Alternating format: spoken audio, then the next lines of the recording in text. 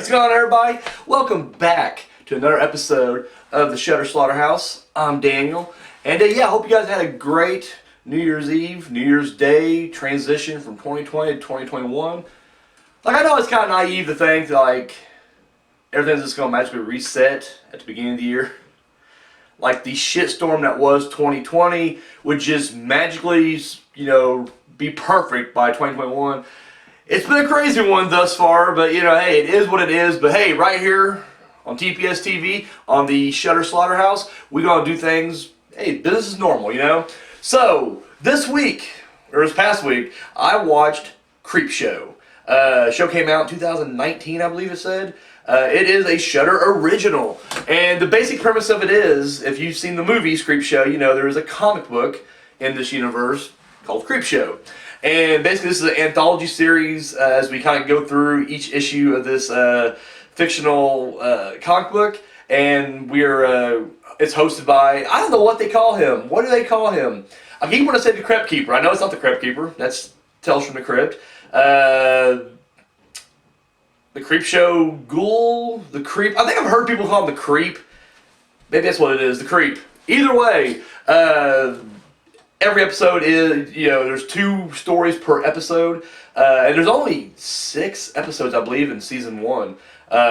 Which is the only season that's out right now. I thoroughly enjoyed this. You know what I really loved about this? Now I'm going to get some hate.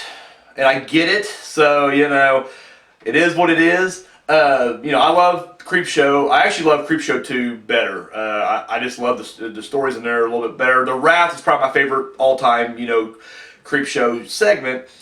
I liked 3. I know. Put your hate comments down below. I did. Granted, yes, there was no involvement from Stephen King or George Romero, and that it is what it is. And it didn't really have the vibe, I think, of the first Creepshow.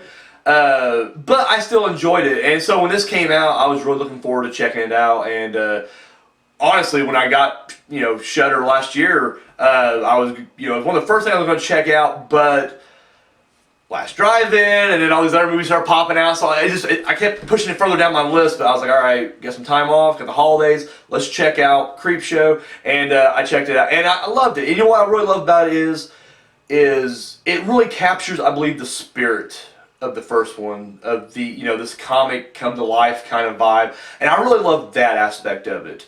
It was kind of neat because you get short stories from, you got one from Stephen King, The Gray Matter, which I believe that wasn't Skeleton Crew. I won't say Night Shift if I'm not mistaken. But it has Tobin Bell and Adrian Barbeau in it. So I was like, hey, there you go. Got some heavyweights there. And I believe Joe Hill, he did one too. He did like a Loch Ness monster type thing. I forget the name of the short story.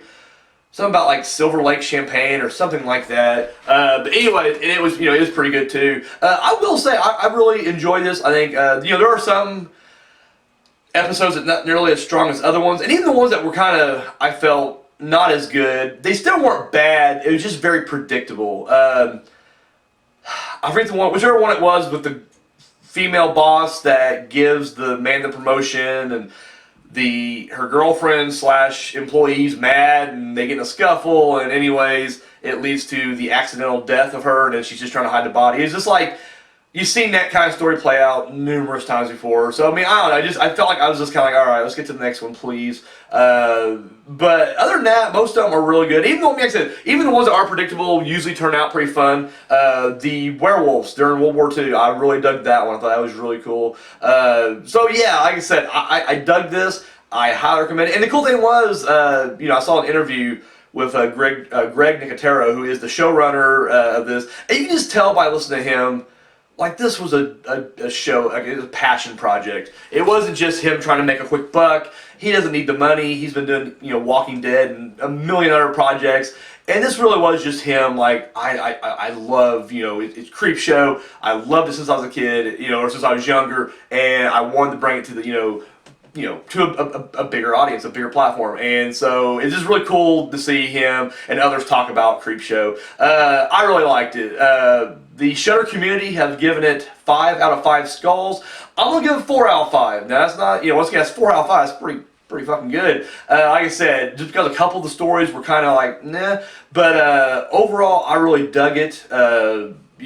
Check it out.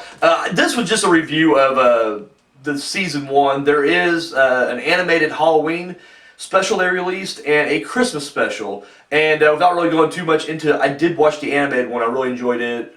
Maybe later down the road I'll give a more in-depth review of that. But overall, Creepshow. That's all I watched. Once again, TV series do kind of eat up a little bit more time, so I don't get to throw in extra films or whatever into it. But Creepshow. I say check it out. My pick of the week, if you will. So that's all I got. Guys, thank you for joining me, and tune in next week.